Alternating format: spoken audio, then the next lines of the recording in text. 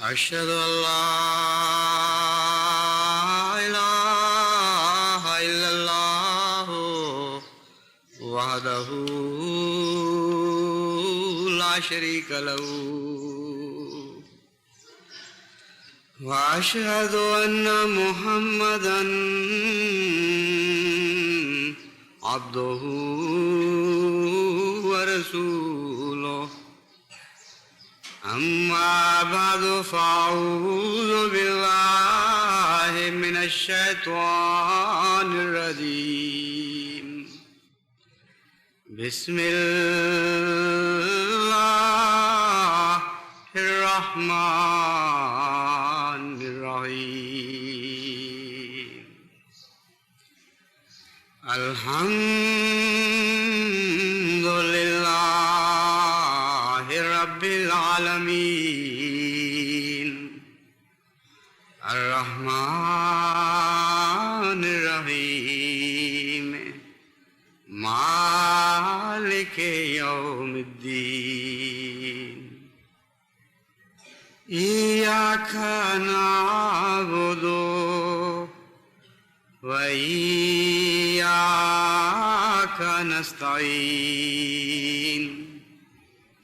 اهدنا الصراط المستقيم صراط الذين أنعمت عليهم غير المغضوب عليهم ولا الضالين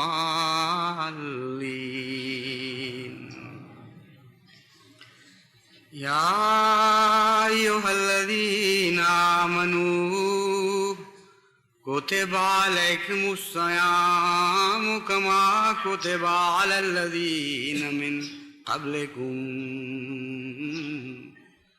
لعلكم تتقون۔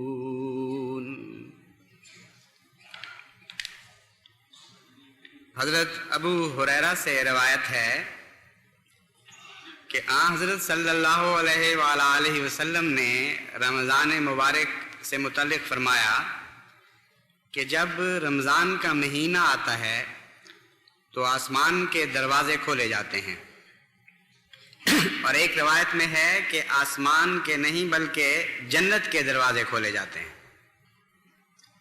اور جہنم کے دروازے بند کر دیے جاتے ہیں اور شیطانوں کو زنجیروں میں جکڑ دیا جاتا ہے، اور ایک روایت میں ہے اللہ کی رحمت کے دروازے کھولے جاتے ہیں۔ سوال یہ ہے کہ ان دروازوں سے کیا مراد ہے، خواہ وہ آسمان کے دروازے ہوں یا جنت کے دروازے ہوں، اور وہ جو بند کیے جاتے ہیں وہ جہنم کے دروازے کون سے دروازے ہیں، اور وہ کیسی زنجیریں ہیں جن میں شیطان جکڑا جاتا ہے، اور کیا اس سے ایک عمومی کیفیت مراد ہے یا کوئی خاص معنی ہیں جو بعض حالات میں محدود ہیں اور ان کو ساری دنیا پر عمومی حالت میں چسپاں نہیں کیا جا سکتا۔ جہاں تک رمضان کے مہینے کا تعلق ہے یہ تو بظاہر مومنوں پر بھی آتا ہے اور کافروں پر بھی آتا ہے، خدا کے منکرین پر بھی آتا ہے اور خدا کے ماننے والوں پر بھی آتا ہے، نیک اور پاک عمل کرنے والوں پر بھی آتا ہے اور فسق و فجور میں مبتلا رہنے والوں پر بھی آتا ہے۔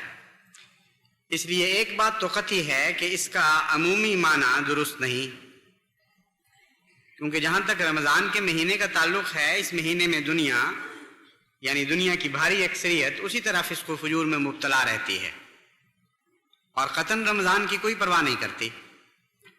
بس یہ کہنا کہ اس مہینے میں بالعموم شیطان جکڑا جاتا ہے یا رحمت کے دروازے کھل جاتے ہیں اور غضب کے دروازے بند ہو جاتے ہیں، یہ حدیث کا مفہوم نہ سمجھنے کے نتیجے میں ہے۔ دراصل جب یہ فرمایا حضور صلی اللہ علیہ وآلہ وسلم نے اذا داخل شہر رمضان، کہ جب رمضان داخل ہو جاتا ہے تو مراد یہ ہے کہ وہاں برکتیں لے کر آتا ہے جہاں جہاں داخل ہوتا ہے، نہ کہ بالعموم ساری دنیا پر۔ حضرت صلی اللہ علیہ وآلہ وسلم انتہائی فصیح و بلیغ انسان تھے، ایسی فصاحت و بلاغت تھی کہ کتاب اللہ کے بعد دنیا میں کبھی کسی انسان نے کسی دوسرے انسان سے ایسی فصاحت و بلاغت نہیں دیکھی. بس پہلے کلمے کے آغاز ہی میں حضور صلی اللہ علیہ وآلہ وسلم نے اس حدیث کو سمجھنے کی چابی رکھ دی. آپ نے فرمایا کہ اذا دخل شہر رمضان، جب جہاں جہاں رمضان داخل ہوگا وہاں یہ کیفیات پیدا کرے گا. اور مراد یہ ہے کہ رمضان جب اپنی پوری شرائط کے ساتھ کہیں داخل ہوگا تو عملاً تو رمضان کوئی ایسی چیز نہیں ہے جسمانی جو شہروں میں داخل ہو جائے، ملکوں میں داخل ہو جائے. یہ انسان کے وجود میں داخل ہوتا ہے. تو مراد یہ ہے کہ جس انسان کے وجود میں رمضان کا مہینہ داخل ہو جائے گا اس کے جہان میں یہ تبدیلیاں پیدا ہو جائیں گی، اس کے زمین و آسمان میں یہ تبدیلیاں پیدا ہو جائیں گی. یعنی جہاں تک انسان کا تعلق ہے، وہ انسان جو رمضان کے تابع کر دے اپنے آپ کو، گویا رمضان مبارک اس میں اپنی ساری برکتوں کے ساتھ داخل ہو گیا. اس انسان کے جہان میں جو بھی دروازے ہیں جنت کے وہ سارے کھل جائیں گے، اور جہنم کے جتنے دروازے ہیں بند کر دیے جائیں گے. اللہ کی رحمت کے دروازے اس پر کھولے جائیں گے، اور اس انسان کا شیطان زنجیروں میں جکڑا جائے گا. یہ ہے اس حدیث کا مفہوم. اس پہلو سے جب ہم مزید غور کرتے ہیں تو معلوم ہوتا ہے کہ وہ دروازے کون سے ہیں. جہاں تک انسان کی ذات کا تعلق ہے، 5 تو حواس خمسہ ہیں، یعنی سونگنے کی طاقت، سننے کی طاقت، دیکھنے کی طاقت، چکھنے کی طاقت، لمس کی طاقت. اور اس کے علاوہ 2 قسم کے رستے ہیں جو انسان کو داخل ہونے کے لیے یا نکلنے کے لیے، دخول اور خروج کے لیے دیے گئے ہیں. یعنی بعض قسم کے رستے انسان کو عطا ہوئے ہیں جن کے اندر دونوں طاقتیں ہیں، چیز داخل بھی ہو سکتی ہے اور خارج بھی ہو سکتی ہے، اور ان کو انسانی زندگی میں بہت اہمیت حاصل ہے. بس ان 2 دروازوں کو بھی شامل کر لیا جائے تو یہ 7 دروازے بنتے ہیں انسانی جہان کے، اور 7 آسمانوں کے گویا 7 دروازے. یہ رمضان مبارک کی برکت ہے، اور یہ ایک ہی ایسا عبادت کا طریق ہے جو ان 7 دروازوں پر پہرے بٹھا دیتا ہے. اس کے علاوہ ایک بھی ایسی عبادت آپ نہیں سوچ سکتے جو انسان کی ان قوا پر اور ان رستوں پر کامل طور پر حاوی ہو جائے. بس حضرت صلی اللہ علیہ وآلہ وسلم کے عارفانہ کلام سے ہمیں یہ پتہ چلتا ہے کہ جب کسی مومن کی زندگی میں رمضان داخل ہو جاتا ہے تو وہ 7 قوتوں کے رستے جو اس کو جنت کی طرف بھی لے جا سکتے ہیں اور جہنم کی طرف بھی لے جا سکتے ہیں، وہ 7 رستے جنت کی طرف لے جانے کے لیے وقف ہو جاتے ہیں. وہ 7 رستے آسمان کے دروازے بن جاتے ہیں، گویا وہ رفتوں کی طرف لے جانے کے لیے ممد اور مددگار ثابت ہوتے ہیں، نہ کہ تنزل کی طرف. اور شیطان انسان پر ان 7 رستوں سے ہی حملے کرتا ہے. فرمایا ایسے مومن کا شیطان جکڑا جاتا ہے اور کوئی راہ نہیں پاتا.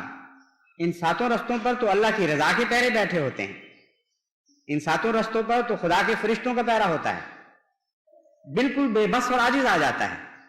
ایسی کامل عبادت ہے روزہ کہ جس کے نتیجے میں شیطان کے لیے انسانی نفس میں داخل ہونے کے لیے کوئی بھی راہ باقی نہیں رہتی. بس مراد یہ ہے کہ جب انسان اپنی ان 7 قوتوں کو یا 7 ذرائع کو اللہ تعالیٰ کی مرضی کے تابع کر دیتا ہے تو گویا آسمان سے اس کے لیے 7 دروازے کھولے جاتے ہیں. 7 کا عدد ایک سمبل ہے، ایک اظہار کا طریق ہے. مراد یہ ہے کہ وہ انسان جو اپنی ساری قوتوں کو اللہ کی مرضی کے تابع کر دیتا ہے، اللہ تعالیٰ کی ساری طاقتیں اس کے لیے رحمت کے دروازے کھول دیتی ہیں. وہ خدا کے آسمان کے دروازے جب ایسے شخص پر کھلتے ہیں تو وہ یہ 7 نہیں رہتے، وہ بے شمار ہو جاتے ہیں. مومن کا کام یہ ہے کہ رمضان کی برکت کے نتیجے میں اپنے وجود میں جب رمضان کو داخل کر لے تو اپنا سب کچھ خدا کے لیے کھول دے اور شیطان کے لیے بند کر دے.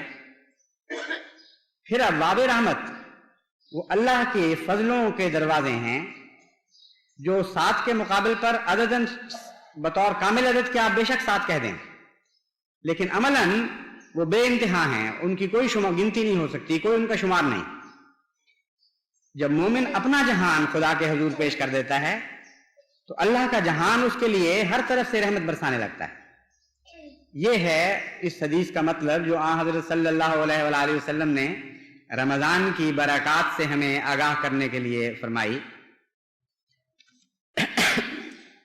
بس یہ بہت ہی مبارک مہینہ ہے احمدیوں کے لیے،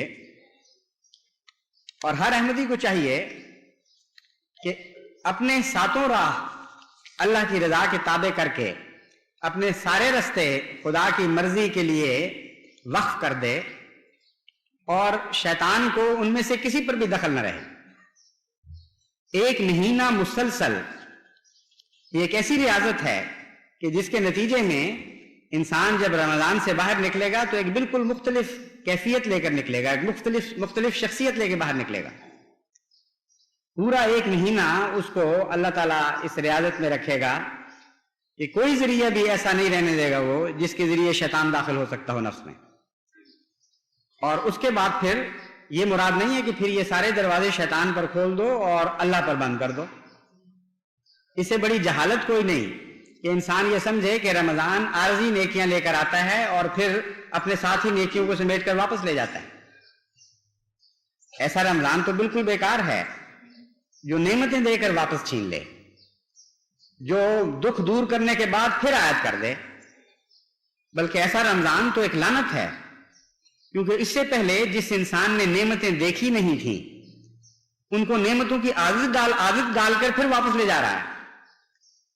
وہ شخص جو مصیبتوں کا عادی ہو چکا تھا، دنیا کے مصائب اور چنگل میں پھنسا ہوا، کسی نہ کسی طرح سسک کے گزارا کر رہا تھا، رمضان آیا اور ان مصیبتوں سے اس کو نجات دلوائی اور تمام نفسانی بندھنوں سے آزاد کیا، اور جاتی دفعہ پھر وہ بندھن دوبارہ ڈال گیا، تو وہ تو پہلے سے بھی زیادہ بڑے دکھوں میں مبتلا ہو جائے گا۔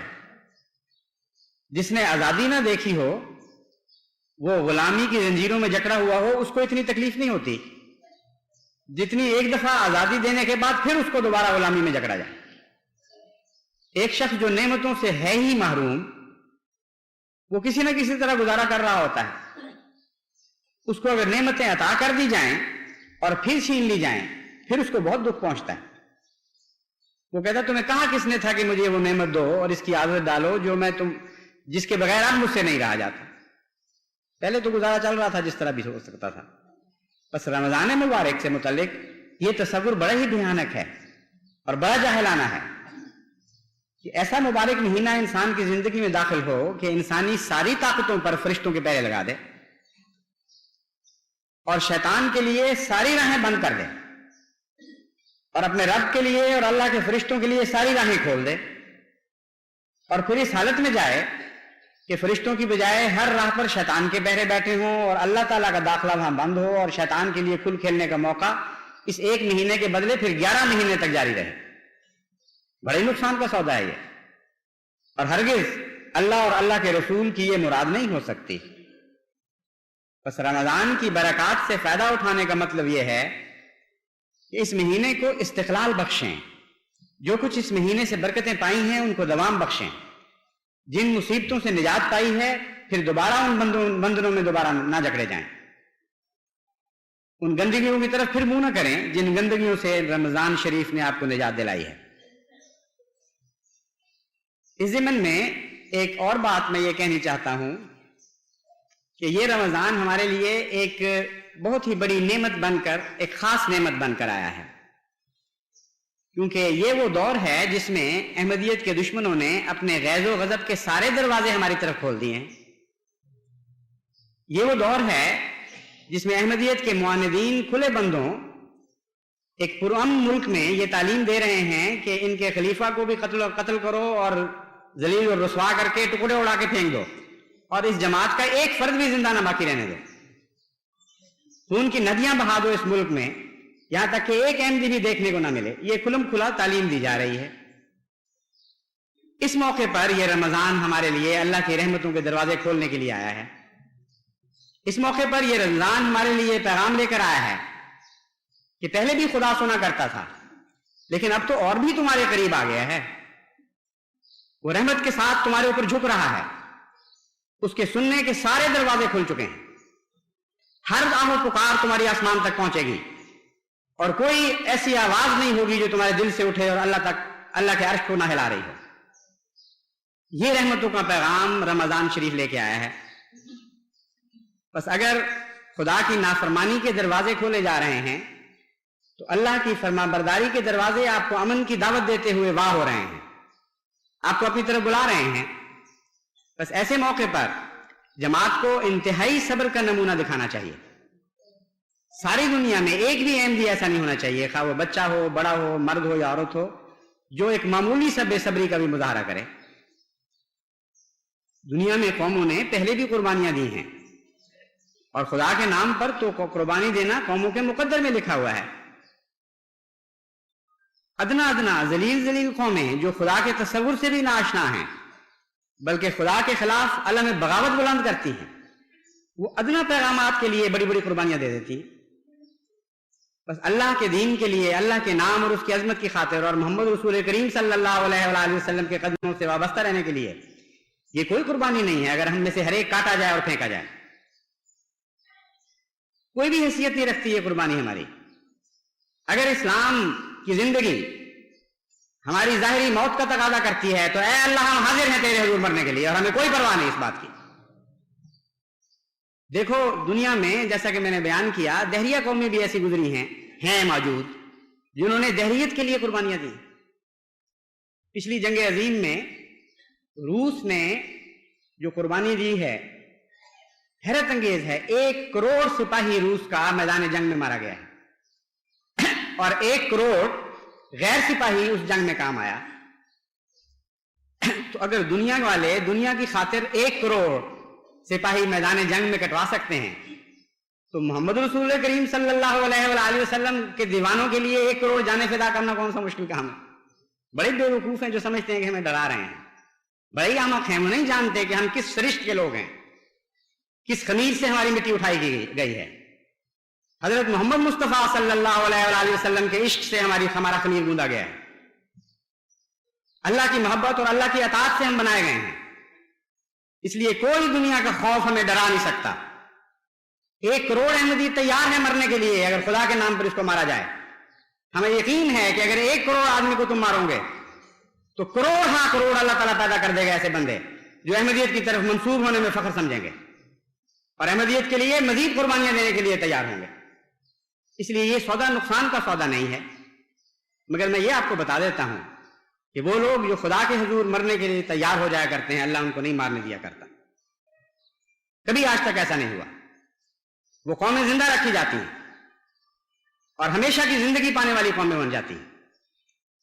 ہمیشہ سے یہی ہوتا چلا آیا ہے اور یہی ہوتا رہے گا۔ بس یہ رمضان مبارک بہت ہی برکتوں والا مہینہ ہے، بہت بروقت آیا ہے۔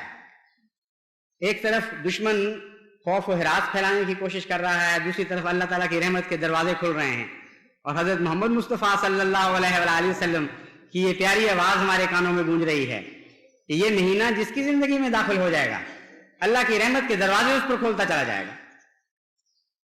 بس اس مہینے کو اپنی زندگی میں داخل کر لیں، خود اس مہینے میں داخل ہو جائیں، کیونکہ اس سے بہتر امن کی اور کوئی جگہ نہیں۔ حضرت مسیح موعود علیہ الصلوۃ والسلام فرماتے ہیں، عدو جب بڑھ گیا شور و فغاں میں، نہاں ہم ہو گئے یار نہاں میں۔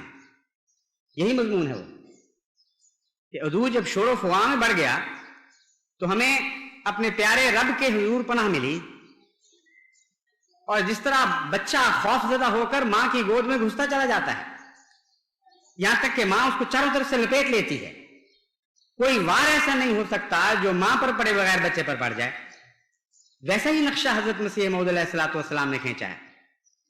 عدو جب بڑھ گیا شور و فغاں میں، نہاں ہم ہو گئے یار نہاں میں۔ ہم تو اپنے یار نہاں میں چھپ بیٹھے ہیں، اے بے وقوفو اب کس پر وار کرو گے؟ کوئی وار نہیں ہے جو مجھ تک پہنچے اللہ پر پڑے بغیر، اور کوئی وار نہیں ہے جو اللہ پر پڑ سکے۔ اس لیے جس کو خدا کی پناہ حاصل ہو اس کے لیے خوف کا کون سا مقام ہے؟ حضرت مسیح موعود علیہ الصلوۃ والسلام کے کلام کو سمجھیں تو حقیقت یہ ہے کہ ہر خوف سے آپ آزاد ہو جائیں گے۔ ہر مصیبت ہر مشکل کا علاج اللہ تعالیٰ کی محبت آپ بیان فرماتے ہیں. ہر آگ کو ٹھنڈے کرنے کا نسخہ آپ کے نزدیک عشق الہی کی آگ ہے، اور یہ آگ یعنی عشق الہی کی آگ رمضان میں خوب بھڑکتی ہے. اور حضرت مسیح موعود علیہ الصلوۃ والسلام فرماتے ہیں کہ رمضان نام ہی اس لیے رکھا گیا اس مہینے کا کہ اس میں اللہ کی محبت کی تپش پائی جاتی ہے. اللہ کی محبت جولانی دکھاتی ہے، ایک خاص گرمی کی لپٹیں اس سے آتی ہیں. اس لیے بہت ہی مبارک مہینہ ہے، عین وقت پر آیا ہے ہمیں سنبھالنے کے لیے، ہمیں پناہ دینے کے لیے، ہمیں اللہ کی محبت میں مبتلا کر دینے کے لیے. اس لیے بہت دعائیں کریں اور خاص طور پر اپنے رب کی محبت مانگیں، اس سے اللہ کی رضا تلاش کریں. اس کو کہیں کہ اے خدا ہم راضی ہیں تیری رضا پر، جو بھی ہے ہمارے لیے ٹھیک ہے، لیکن ہم اس کے باوجود تیری پناہ میں آتے ہیں.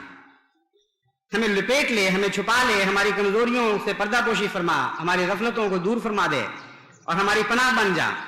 ہمارے لیے ایک قلعہ ہو جا جس کے چاروں طرف تو ہی تو ہو، اور دشمن ہم تک نہ پہنچ سکے جب تک تجھ پر حملہ آور ہو کر نہ پہنچے. اللہ ہمیں اس کی توفیق عطا فرمائے. اگر یہ ہو جائے تو ہم نے تو اپنی زندگی کا مقصد پا لیا. جس کو خدا مل جائے اس کو پھر اور کیا چاہیے؟ پھر تو بے اختیار وہ یہ کہے گا کہ وَمَا نُبَالِي حِينَ أُقْتَلُ مُسْلِمًا عَلَىٰ أَيِّ شِقٍّ كَانَ لِلَّهِ مَصْرَعِي.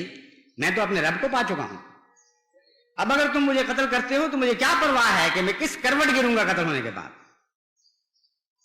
ذَلِكَ فِي ذَاتِ الْإِلَٰهِ وَإِن يَشَاء يُبَارِكْ عَلَىٰ أَوْصَالِ شِلْوٍ مُمَزَّعٍ. خدا کی قسم میرا یہ مرنا اور میرا قتل ہونا محض اللہ کی خاطر ہوگا، اور اگر وہ چاہے تو میرے جسم کے ٹکڑے ٹکڑے پر رحمت نازل فرما سکتا ہے. اور جس قوم کو ایسی خوش نصیبی عطا ہو، جس کو ایسی ہمیشہ کی فلاح کی راہ مل جائے، اس قوم کے لیے خوف و ہراس کا کوئی سوال پیدا نہیں ہوتا. اللہ تعالیٰ ہمیں اپنی محبت اور رضا کی چادر میں ڈھانپ لے.